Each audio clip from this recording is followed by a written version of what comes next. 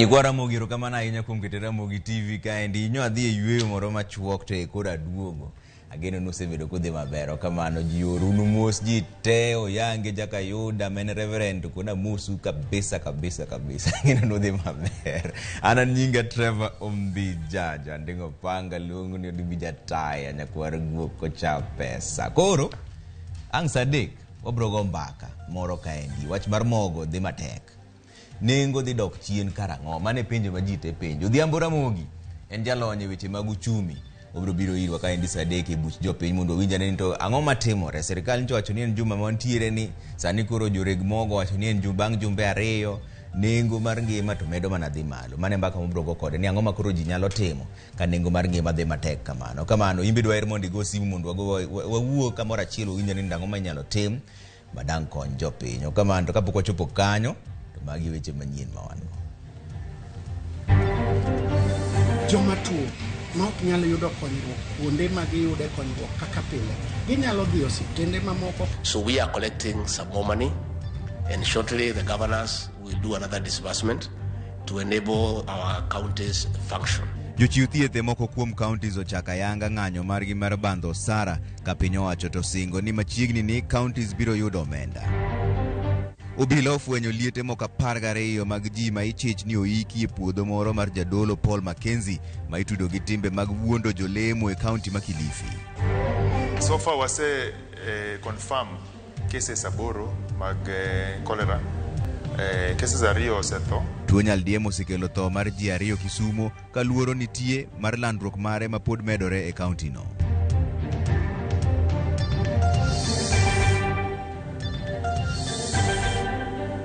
Erokamano ahinya kuom kete iro kaendi. Dwaer winjo pachi 2-3-6 kaka inyalo yudo wanyisa nyingi kumi nene Ramogi TV. Wane kwa jalo soma 1-2 moko kanyo. Jaloko maro makawuono en Winnie Adoyo. Wachaka neni odiochieng' achiel tok riwruoge mag jochiw thieth lando ng'anyo e counties 6 mapacho kaendi manonego chakre kawuono. Nenre ni mana counties matin kuomgi ema ne orem dhi e tich kawuono. County ma Nyamira kende ema ne onene lakteche apaya ka ng'anyo. Onge ranyisi mar ng'anyo manonene county mar Mombasa. Ka county ma Kisumu to ne onge lere wi bedo nini ng'anyo ne nitiere kata oyo. Simpros Okinda lero no wachne. Ma e kaka gik moko ne chal e kaunti ma Nyamira ka lakteche kaunti no ne ochako ng'anyo margi ka giwacho ni gibidok e tich nyaka bichulgi osara kod omenda mabalang' mosedeko kuom thuolo mar dweche 3. Ma kata obedo ni jotuo to osechako winjo liet mar ng'anyo. Tumbo yangu inasumbua kikuba na magoro. Hakuna mtu anasaidia mpaka saa hii. Pono nachoka. E kaunti ma Kisumo poko yangore hie chenro mane dhi nyime. Limbewa e od thieth ma Kisumu County Hospital tango picha mopogore. Nitie jotuo mayudo thieth kata kamano komachielo otenni ni nono. Dakteche odhi round, nurses oseneno nyithindo, osemigi yedhe, osechuogi, and gimoro amora waneno kadhi kama kawaida. Nyiso wane wadhi e private, dakteche ogomo. Daktari achiel to nyiso wane wariti oti ketonwa nego pi. Jatend riwruok mar nurses e kaunti no kata kamano onyono kar tiende ni lakteche nitiere ng'anyo kojiwo jodak mondo many thieth e counties mamoko. E od thieth malongisa kaunti ma Bomet chenro mag thieth nenore ni dhi nyime mana kaka pile. Gavana ma Bomet Hilary Barchok wacho ni Bomet onge ng'anyo kaluwore ni tend kaunti no noseloso gi jochiw thieth kendo singo negi chudo e thuolo machuok mabiro. Odiochieng' manyoro riwruoge mag jochiw thieth nyolando ni jochiw thieth e counties 6 biro chako ng'anyo kawuono kaluwore kod osara moseleo kinde buora. Simpros Okinda, Ramogi TV. Kwa kanyo ni jalup jatend piny Kenya Rigathi Gachagua oyango ni piny owacho dhi chwalo omenda mag dongruok ne sirikal mag counties e ndalo machuok mabiro. Gachagua bende nolero ni piny owacho nigi chenro mar duoko piny nengo mok kuon nyaka $120 e kinde mabiro. Jafwambo marwa Chris Owino nigi ler mar wachni. Ka oloso e kinde romo mar jolup governors e county ma Mombasa, jalup jatend piny Rigathi Gachagua omedo duonde e midhiero mar omenda masani buogo chungo chenro mag dongruok e counties 47 mapacho kae. Gachagua oyie ni piny owacho nigi pek mar omenda, gino ma omiyo moko kuom jotich mage pok oyudo sara margi ma dwe mar 3.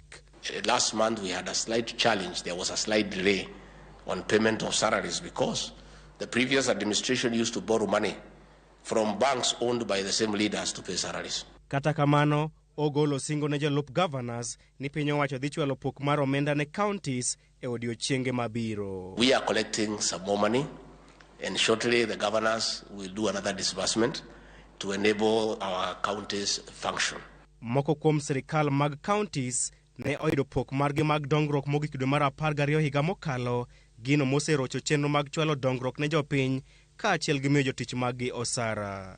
We plead that you strongly advance this agenda and push to have timely disbursements of resources to counties to avoid the clipping of county operations. Midhiero makamano osemiyo jotich mag thieth e counties auchiel mapacho kae bwogo mar dhi e ng'anyo. Gachagua kata kamano okwedo chenro moro amora mar kawo hola e bengi mapacho kae mar miyo counties omenda e mano ma olero ni en thung'o jopiny kod gope mathoth. Let nobody push us to go and borrow money from banks at exorbitant rates to fund counties or to fund our current budget. What we are doing as a government is doubling our efforts in revenue collection. Ewi chenro mar duoko piny nengo mogo mar kuon nyaka shillings 150 kaka ne jatend piny William Ruto osingo, Gachagua wacho ni piny owacho oseduoko piny nengo mok kuon nyaka shillings 159 kendo yango chenro mar duoke piny nyaka shillings 130 e kinde mabiro. And after the harvest, because of the intervention that we have done to assist our farmers with subsidized fertilizer, we intend and we believe we'll be able to bring down the cost of unga to about 130, about 120. Chris Owino, Ramogi TV, Nairobi. Kwa kanyo ni doho koro yango ni tarik 17 nyaka tarik 21 mar dwe mar 7 higani ema ibiro bedo ka iwinje bura mawach nek maluwo gavana machon ma Migori man Zachary Okoth Obado kod achije mamoko ariyo magin Michael Oyamo kod Caspar Obiero. Jayal bura Cecilia Gidhua manyocha odar moter dhi yalo buche ma Murang'a ema pod bro dhi nyime gi yalo burano. Jomin buche oyango ni pod nitiere joneno moko 18 ma odong' ma pod biro timo neno e wi burano mar nek mar nyadendi Sharon Otieno kod nyathine mane pok onyuol. Joneno 24 to osetimo neno e wi burano.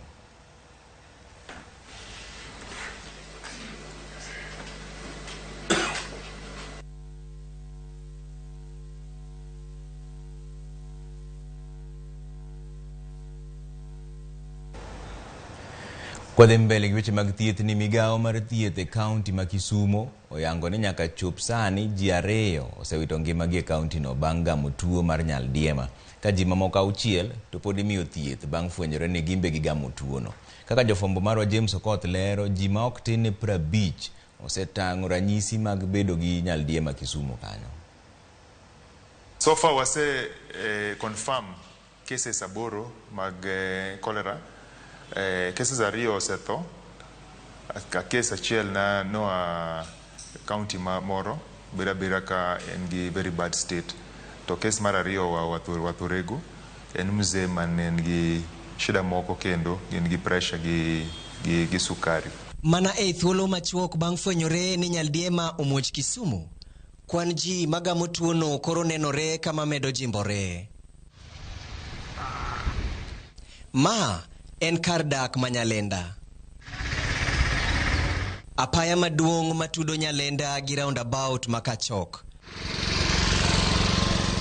Ngima dhi nyime kaka pile. Kata kamano, kaluwore gi migao mar thieth, kar dak ma Nyalenda ema nyaka sani nigi kwan mamalo mag ji magamo nyaldiema. Sani epicenter en Nyalenda A. Nyalenda A man gi cases mang'eny kabisa. Luore gi Nyalenda B. Waseketo treatment center no wachako gi thiedho ji te Kisumu County Referral Hospital. Koro wadwa ni dhi to the nearest hospital. Wamiyo ji free water Nyalenda A. Wan gi Kiwasko Bowser, wa coordinate gi community health workers. Ka wan gi problem mar pi, to Bowser kelo pi to mi BP no until we'll be able to control the epidemic. Kuonde chokruok kaka Chichni, Magawa kod kuonde mamoko Bende okwani omed bedo akicha kendo keto ler maka okamano to ibiro kawnegi okang'. Wan gi public health officers matimo inspection of eating facilities. Kama ju chieme, kama nitie bura, kama nitie funeral, sama ji chiemo mang'eny, nyaka wabed gi very good hygienic standards. Wabo force everybody to have proper hygiene standards, gi safe drinking water, gi kuminyalo loge, man gi safe water. Koro kionge gigo to wabo loro that facility. Jatend migao mar thieth e kaunti ma Kisumu, Dr. Gregory Ganda, okwayo oganda mondo oring e kuonde thieth ka gin kod ranyisi mag tuono. Kien gi shida mora mar dieo, mar ng'ok, dieo mag pi, rango dhi hospital machiegni. To dhi immediately gin gi shit symptoms ni, nikech cholera nyalo negi. Onyalo chako gi matin to within no time to idieo non-stop. Ler mar alwora, tet makare, luoko lwedo gi pi maler kendo mamol, gin mana moko kuom kit dak makoro oganda nyaka chomrego tir e ng'we kedo gi tuo mar nyaldiema e kaunti ni. James Okoth, Ramogi TV. Kwa Kisumu ni apisas mag okwach kich oreso miyo moro e apedha mar Liete mane oiki e puodho mawachore ni en mar Paul Mackenzie. Men jadolo ma itudo gi tim mar keto jolemo gi tweyo makelo nyaka tho margi.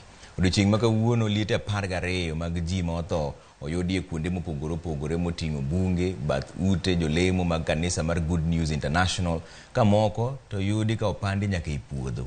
Diana Olonde miwa ler mar wachni. En gino mamedo ne ji mathoth. Pisas mag okwach kich ka koro go tache bungu moro manitiere gwenge mag Shakahola, kama nonro podhi nyime mar ng'eyo kwan maratiro mar jogo manyalo bedo ni nowito ngimagi e yor tweyo.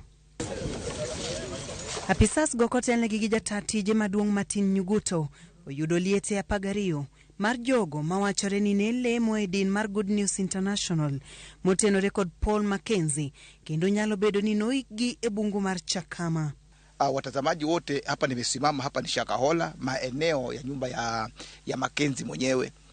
So tukishukuru serikali ni kwamba imefanya mambo mazuri, na hata serikali yenyewe kupitia wakubwa wake wa Malindi wamehakikisha ya kwamba kilio chetu sisi kama kilio changu kwamba sisi wananchi wa Malindi na Shakahola kilikuwa ni ukweli, maana tumeonyesha makaburi. Echenono apisas gonore somiyo moro mangimane ne ok ni kama kare kaluwore gi kech kendo noring kode ka thieth ma Malindi. Miyono nofweny bang' golo ywak kata obedo ni ne onge kod teko kendo ne giyudo gigo mani chich ni osebed kitiyo godo e kunyo bur. Na hata mbali na hivyo tumeokoa mwanamke ambaye alikuwa amebakisha masaa machache ili aweze kuaga dunia. Juzi ndio nilipigiwa simu nikafahamishwa kwamba kuna lori ilikuja huku, ilikuwa imekodishwa na pasta, ilikuja huku kutoa wale watu wenye walikuwa wamelemewa kabisa, kwa sababu ya vile nilikuwa tukija huku na maofisa saa zote kufanya search ya kujaribu kuokoa watu. Sasa na yeye alipopata bond alikuja akakodisha gari, akakuja kabeba watu wenye walikuwa wamelemewa sana, wakapelekwa maeneo. Hiyo gari mwisho ilionekana ikiingia hapo barabara ya Malanga Sosobora, ikiingia hapo. Chenro ni nyalo biro kaundala dek ka ichich ni nyalo bedo ni Liete mamoko pod nitiere puodhono mar eka 800. Ma timore seche mabende anyuola mopogore opogore siwuok oko manyo wedegi magiwacho ni nodonje dinni.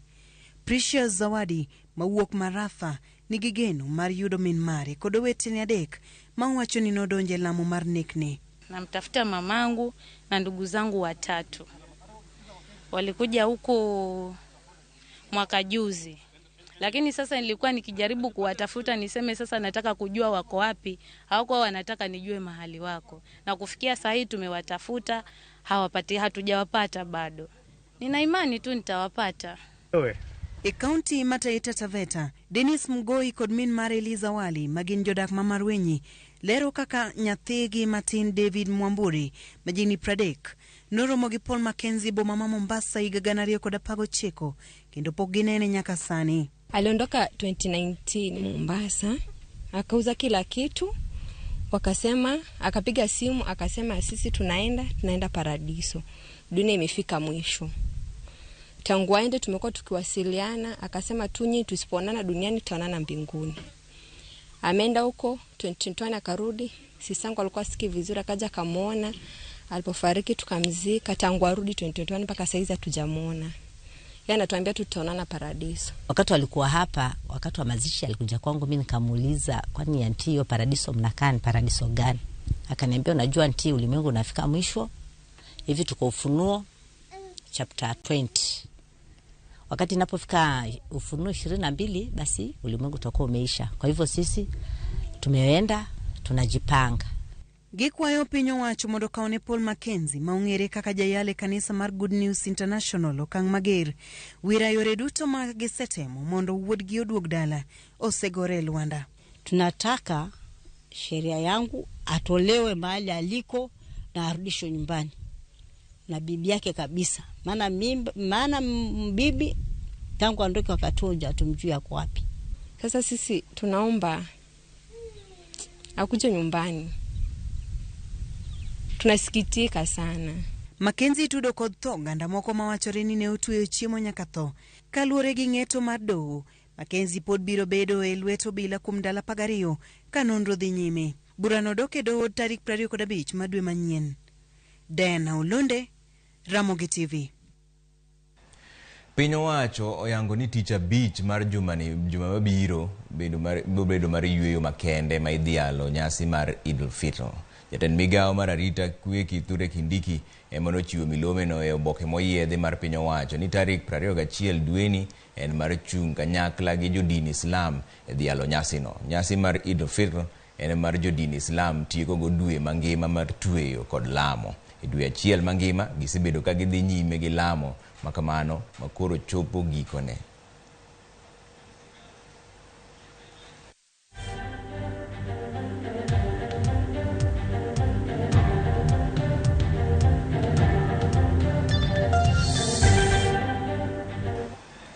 Kwa kanyo ni landruok mar tuo mar malaria pod nitiere malo ya tamalo 19 e counties ma oluoro nam Lolwe kata bedo ni piny Kenya to oseduoko chien landruok mar malaria e pacho ka endi kod tamalo 50 e thuolo mar higa 10 mosekalo.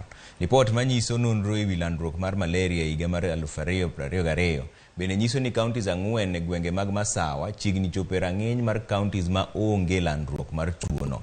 Moko kuom chenro ma oyangi ni osekonyo e duoko chien landruok mar malaria oriwo koda ka tiyo gi nede mag geng'o suna, kuoyo yadh suna e kind chenro mamoko bende.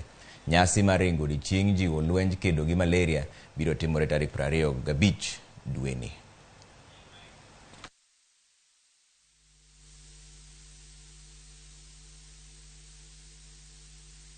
This year is time to deliver zero malaria. Invest, innovate and implement. In Swahili, it is tekeleza wajibu wako tumalize malaria. The Kenya Malaria Indicator Survey 2010, we were at 11%. In 2015, we were at 8%. So basically, over the last 10 years, from 2010 to 2020, we were able to reduce the burden of malaria in the country by 50% from 11 to 6% currently. Ayo chingni dhi ywe moro matin tire weche musi oro kama ng'eny lakini tire wach moro ma owachore mopogore kanyo. Idul Fitr en tich abich tarik 21 juma montiere. Omiyo kikirite juma mabiro en juma montiere ndio kamano. Koro nitiere juma oro ote gi kaendi aneno ka Deacon David Mbaye wacho ni ng'wono mar Nyasaye odhi ne head teacher mar Korwenje Primary School Madam Lucy Onyando, Orimba Misachi, Mwalimu Felix Mbaye, Leirida Rose Ketachiel, mogo mar siling 150 no iyude kanye. Mano Bishop David Mbaye penjo ma mpaka mobro goyo bang'e gi jalonye weche mag uchumi. Neno Ramogi ma Morris Oluoch kan Kisumu, Trevor Peck mar ngima Kenya ka endi ka medore onge fuongruok jotelo ma manie tichgi ka tich oingogi to giwe mondo wamany jomoko kendo. Aya urura pacho kanyo ndari 3 auchiel 00 mane ka kobro somo gi kaendi. Okamano kikudhi mabura ahinya oduogo bang' dakika moko matin.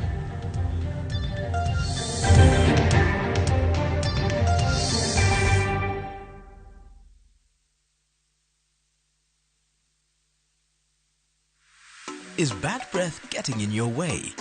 FreshMed mouthwash is formulated with fluoride and essential oils designed to fight bacteria that causes bad breath and tooth decay, working to give you a stronger enamel, fresher breath, and healthier gums. For better oral hygiene, try FreshMed today. Available in ice mint and spearmint flavors in all outlets near you. From Tropical Brands.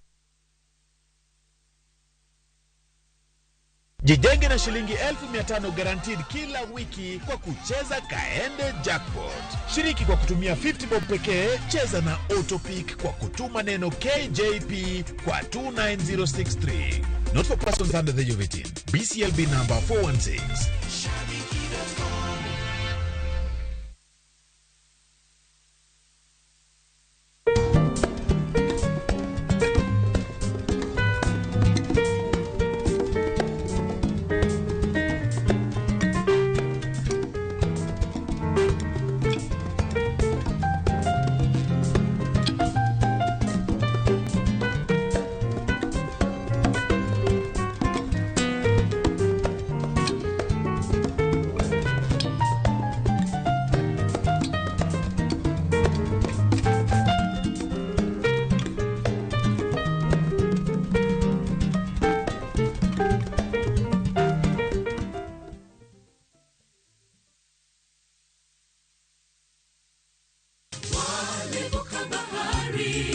Injili kelo mor, Injili kelo kwe chunywa. Kendo Injili nyayo ngima. Kendo maokwe ng'ato nono. Chung kod wende mag pako Nyasaye. Ngeso ka ngeso gokinyi, e Injili ngima. Kama wayudo e chiemb chuny kod gweth koa kuom jotich Nyasaye mopogore opogore. Nyasaye e gimoro amora midwaro, onge gimoro kendo. Ngeso ka ngeso, saa 2 okinyi e Ramogi TV.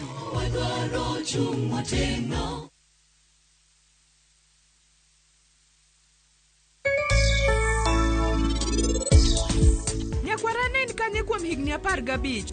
In nidak ga gi ng'a kuom higni go te?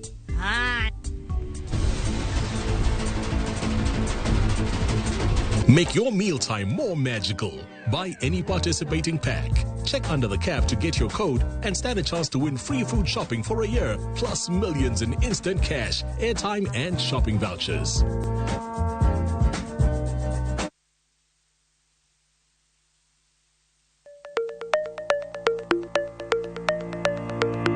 Nyakwa Ramogi, be isegombo bedo gi mwandu? Wanyiew gikwa mondo eka wagerre. Kikideu, e chenro mar ohala gi mwandu, Ramogi TV koro kelo ni puonj makare kaka inyalo timo ohala malokre mwandu. Ting'e ni goyo ohala gi rito mwandu gin weche ariyo mopogore.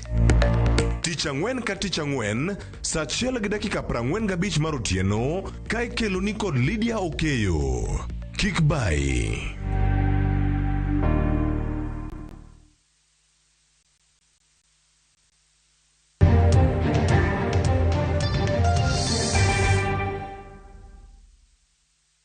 Erokamano kuom keto Ramogi TV kaendi. Wadhi ane mbele gi weche manyien. Maendi en weche makuyo chuny. Ni ringre jogo mane owito ngimagi e masira mar apaya mane otimore e chuny boma ma Migori tarik 8 dweni otimnegi lamo kawuono motelo ne ik margi. Piny owacho mar kaunti ma Migori otiyo kod omenda maromo siling milion 1 e jolo familia manyocha owito wedegi e masira mar lori manyocha brege ochot kendo gweyo ji e ndara.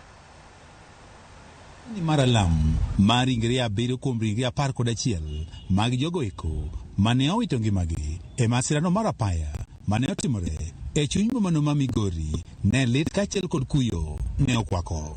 Familia kod osiepe mag jogo mane owito ngimagi e masira makochni mar apaya mane otimore tarik 8 mar dwe mar 4 mar higani mane ochopo e alamni ne onyiso kuyo kaachiel kod chuny malit kane giparo odiochieng' mogik mane gintiere kod joheragi kapok giwito ngimagi. Noikore chieng'no nonego dhi nyasi mar Pasaka kuma chiegni tie Ugande. Noting'o noriembo apiko gi nyithinde ariyogi.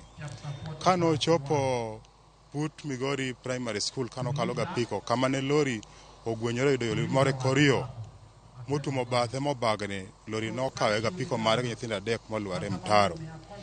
nawuok machopo kanyo kar masira, to kana chopo nang'iyo to nokaneno joma nigolo teka lodo diyo kata igolo mchele yo natemo ng'iyo tawinjo kare moka to nokaneno.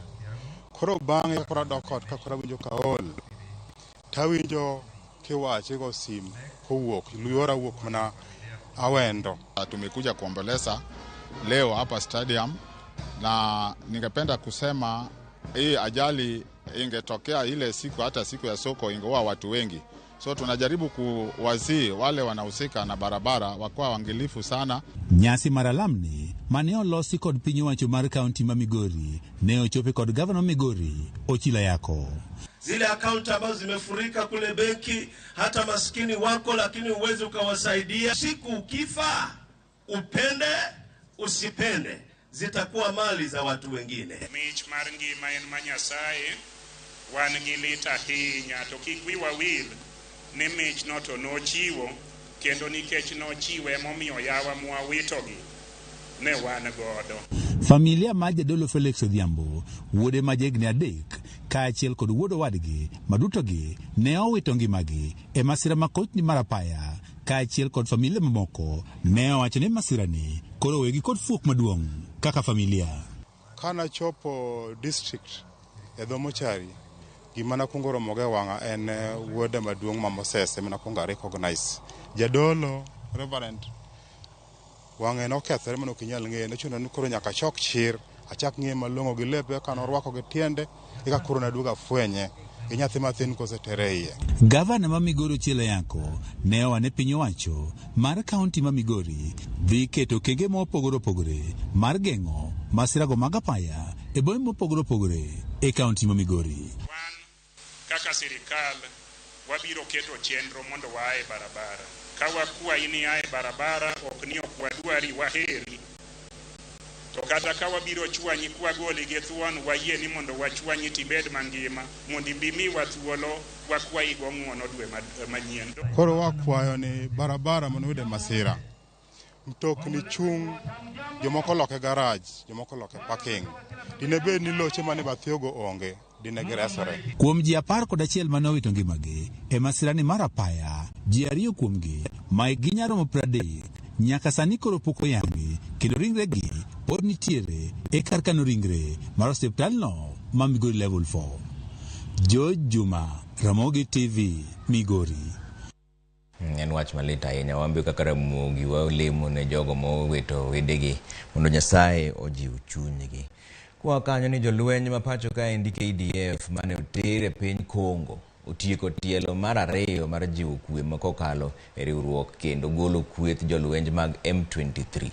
Ka oyango kenge magiseketo, komanda mar jolweny go Jeff Nyaga nowacho ni bedo mar kweth jolweny piny medo kelo luoro e pinyno. Jafombo marwa George Bati miyo waler.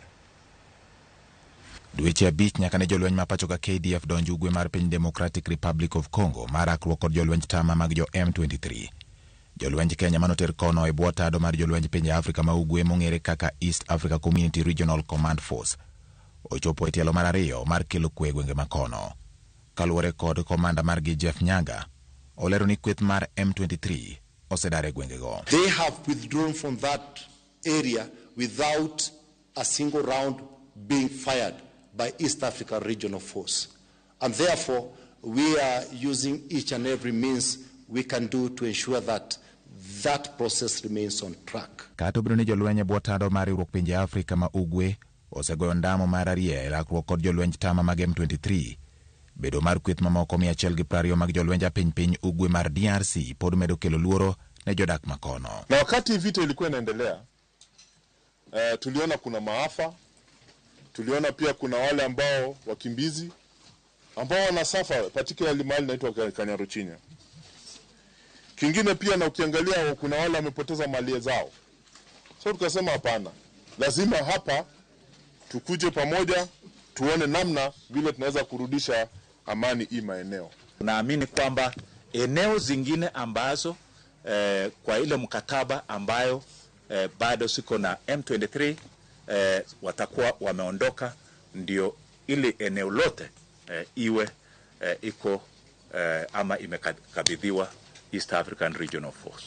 Moko kuom jopiny makono osechako nyiso morgi kaluwore kod bedo ni ginyalo tiyo kod moko kuom apeyni mane jokedo mag M23 oketonegi ageng'a, kama gioting'o apaya mawuok Goma kadhi Sake nyaka Kitchanga, kaachiel kod mawuok Goma kadhi Rumangabo, kendo kalo gwenge mag Bunagana nyaka Rutshuru. Komanda mar jolweny Jener Jeff Nyaga okoni giyudo tich mayot kaluwore kod chiwruok mar jopiny miyogi maling'ling'. Hali ni nzuri sana, tuko bien, tunalala mzuri. Salama hapa ni mzuri kabisa, tunalala tunasinzia basi. Bang' jolweny mapacho ka KDF manotere piny Kongo ng'ado mar medo bedo e pinyno kuom dweche 6 mamoko, gikoni gichiwore mar neno ni jopiny e ugwe mar Kongo bedo kod kwe, kendo jok mane lweny odaro oyudo thuolo mar dok e miechgi.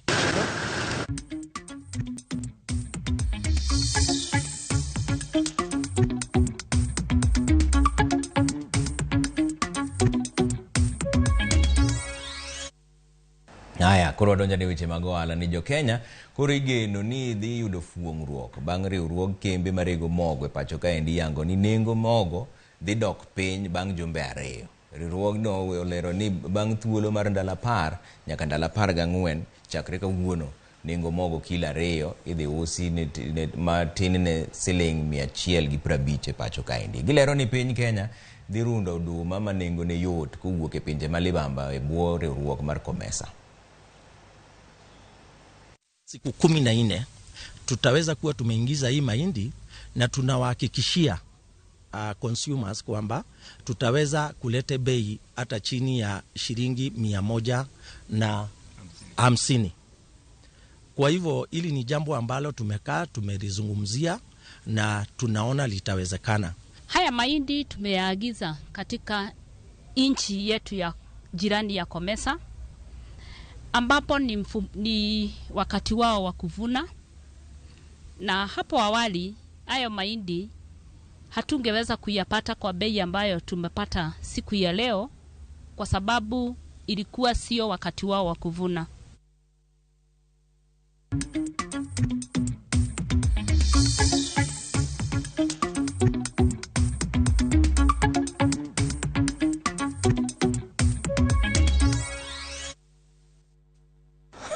Aya, odhi ywe moro machuok kod dugo weche manyien kik odhi mabor ahinya kamano. Meduru mana oro ote 2-3-6-0-0.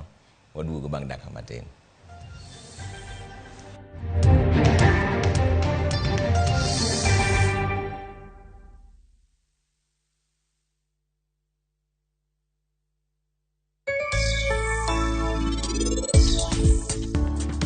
Tijni kidwa time en mana mashin mar luoko to gi kuminya yude pi. Bani bro timo gimoro moro mano duoke e dalani kendo. To otimre mana kaka anadwaro. To yoro ema dhi tiyo ka.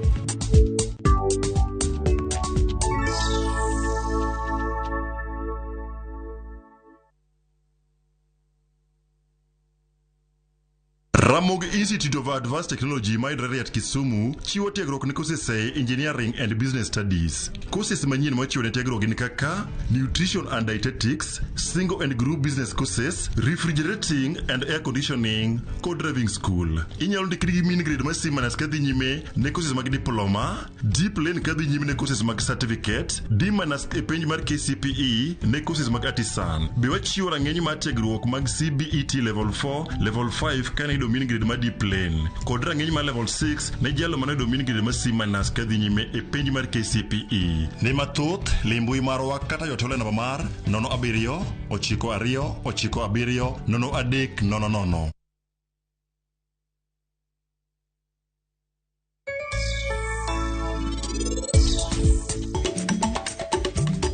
Maua tieko dweche 3. Kwa pidhe to tieko dweche 3 to wang'wede dhi.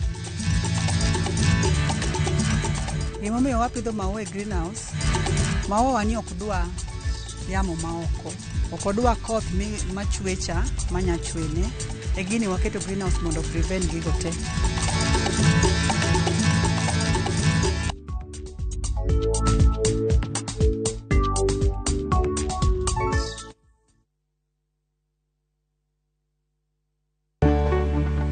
Duondgi osethir kendo ok winj motegno. E Ramogi TV wating'o duondgi, wabedo gi twak gi nyionagi mung'eyo kendo yango mapok ung'eyo. tijegi, lony margi, kanyakla kod ngimagi duto, wamenyoni kendo wakeloni e chenro mar mine wacho. Sane nyalo dok dala ni koro na divorce na dhi dala. Okadogi. Sani koro okan mana politician.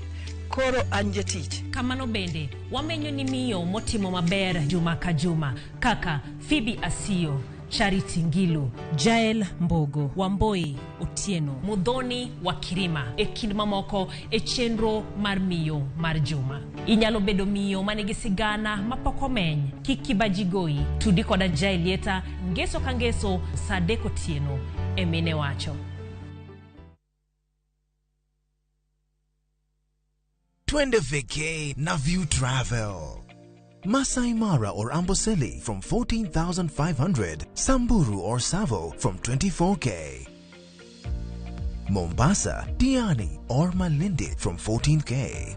Nairobi staycations from 5K. Dubai and Zanzibar from $640. Mauritius, Cape Town and Egypt from $1,000. Maldives, Seychelles, and Thailand from $1,200. Call 0703-254-254 for booking.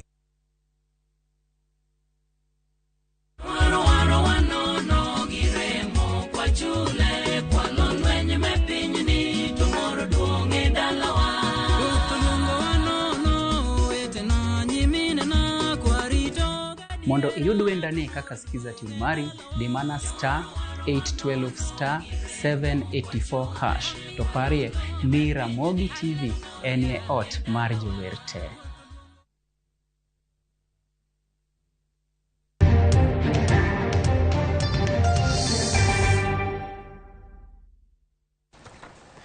Nigwara moyo kapok wadonjo e weche mag tuke, wadhi ane weche manyien ni riwruog jopuonj ma Kupet osingo mar dhi e doho ka gikwedo migawo mar somo kuom teng'o lwet japuonj maduong' ma Mukumu Girls Mogo. Kupet wacho ni midhiero mar muoch tuo mane okelo tho mar ji 3 kendo weyo jopuonjre 600 kod tuo e skundno ok nyal ket e wi japuonj achiel. Riwruogno dwaro ni migawo mar somo kod mano mar thieth onon wach ma Mukumu matut kendo kawo okang' mowinjore. Riwruog jopuonj mag sekondar kod kuonde tiegruok mamoko Kupet oyango ni ne gitimo nonro e wi muoch tuo ma Mukumu gi wegi kuom tudruok kod lakteche moko e chak jumani. Jopuonjre 2 kod jatich moro achiel nowito ngimagi e skund sekondar ma Mukumu kaluwore gi muoch tuo ma nyaka sani pok oyangi. Kupet dwaro ni piny owacho mondo oyang duoko mogik ka gileko ni nopanda dieri moko e duoko ma ohiu mane ochiw. Rather than systematically addressing an emerging epidemic, the government is engaged in a massive operation to cover up evident gaps in school health. Kupet lero ni chuno Frida Ndolo gi Rutaya woyo board mar sikul kod oro jopuonjre matuo pacho kapok ne onon tuono matut gino kenge ma ok osekonyo kendo nyalo mana nyayo tuo.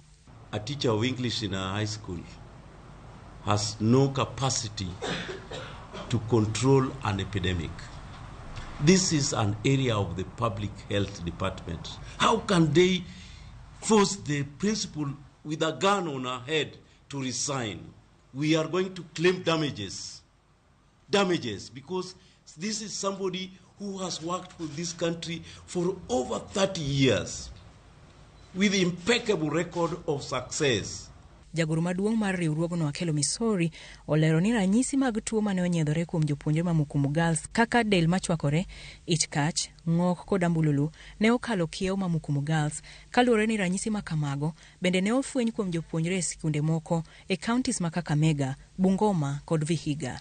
And regrettably, her forcible retirement fits in a pattern where our hard-working principals are used as sacrificial lamb to assuage public anger at the whiff of any malfunction in the school system. Chike matayo rito ngima jokanyo e sikunde mong'ere kaka Kenya School Health Policy lero yore mowinjore e neno ni sikunde yudo pi maler, oket gige manyayo ler kaka chope, kaachiel kod alwora maler. Instead of knee-jerk reactions, the Cabinet Secretary for Education, Hon. Ezekiel Machogu, should convene a multi-agency team to review compliance with the Kenya School Health Policy 2018. Nonro mar Kupet lero ni pi ma Mukumu Girls ne okane tangi manie bwo lowo ka tangi no ni machiegni kod odundu machwalo pi taka. And what the experts have indicated is that the water which is at a lower gradient must have been affected by seepage of water from a sewer line where the pit latrines are coming down to where the water points are. This kind of thing is just a tip of the iceberg at Mukumu Girls. Kupet bende osingo madhi e doho mar manyo ratiro ne japuonj mane owito ngimane Mukumu. Although we cannot control death, but in this manner, you can see the teacher has been killed because she's a boarding mistress. So you think you can take this thing lightly? We must sue the ministry. We must sue the Ministry of Health. We must demand for damages. They must pay. I know every court in this land will listen to us. And we are suing them on behalf of the families who may not have the voice to do the same. Riwruok Kupet omedo ni tuoche mar ranyisi gi ket oselandore nyaka e skunde ma Butere Boys e kaunti ma Kakamega kod Hasoko Boys mayudore Bungoma, to migepe mag somo kod thieth noketo nyao e reso midhiero ma kamago. Before using the sledgehammer on the victims of the ministry's dysfunction, Honorable Machogu must clean his office first and ensure that his quality assurance officers understand and are accountable for their work. And to achieve disease prevention and control in schools, routine school inspection should be allocated more resources. Laboratory investigation of key public health concerns should be part of routine school inspection. Medruok e kwan jopuonjre e sikunde mag piny owacho okelo pek e gige sikunde manitie. As it is today, Mukumu Girls has 2,028 learners. How could the Ministry of Education say that you must admit more than the number of students required in a school like Mukumu, whose capacity according to establishment is supposed to have only 600 students? When the school was compelled to admit under the 100% transition from primary to secondary school, was it enabled to have the requisite infrastructure in the school? Kupet bende dwaro ni migao mar somo kod mano mar thieth onywak chenro mag nono chal mar sikunde kinde ka kinde mar geng'o midhiero kaka ma Mukumu. Ray Polo, Ramogi TV.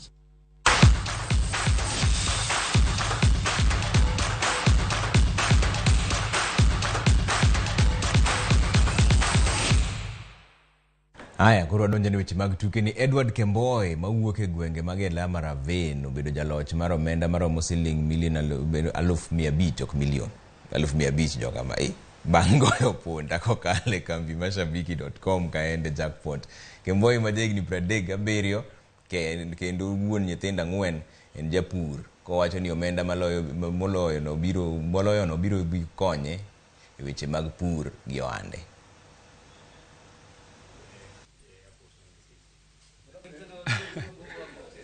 Kwa majina naitwa Edward Kiptaru Kembo.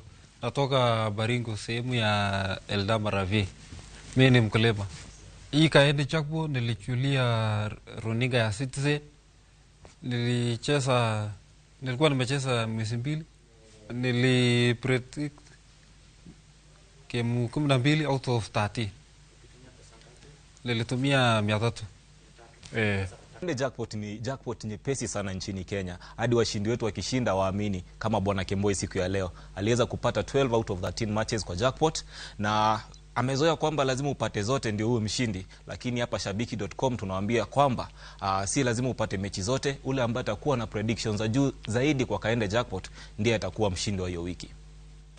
Siling 1,500 no imbi nyalo yude kini kod thuolo mar donje shabiki.com kendo tugo kaende jackpot mana kioro ote machuok mar KJP e namba mar 29063 kitiyo gi siling 50 kende. Okamano. Koro kwa dhi mbele ni bang' johera mag AFC Leopards muocho tulo kendo ketho tugo e kinde gi club mar Kakamega Homeboys gikone to riwruok matayo tuke adhula FKF nogolo koke.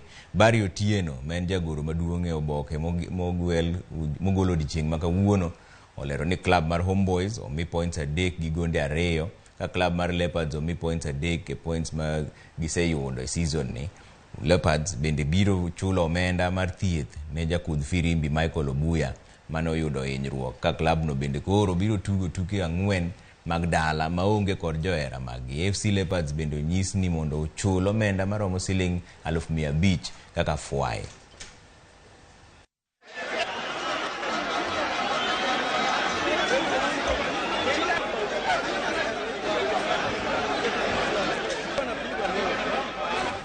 Kwa kanyo ni manene jakom mar riwruok matayo tuke mag volleyball pacho kaendi Waithaka Kioni oiki odiechieng' ma kawuono. Moko kuom jotugo mag volleyball kama oting'o kapten mar Kenya Mercy Moim noparo jakom kaka ng'atno mane okelo tije kendo nogeno tije kendo ne okonyo jotugo bende. Kioni nochako bedo jakom mar riwruok matayo tuke mag volleyball pacho kaendi higa mar 1998 ka e kinde telo mare oganda opare kaka jatelo maber. Carry on.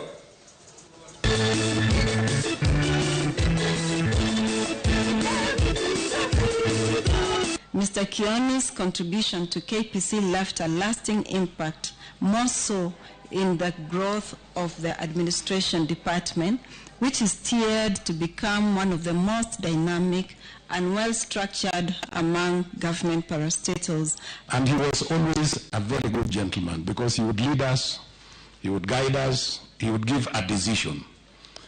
And so I say, poleni sana to everybody, and let us all celebrate his life. In everything he involved himself in, he made sure that he worked, he put in all his effort for it to become a success.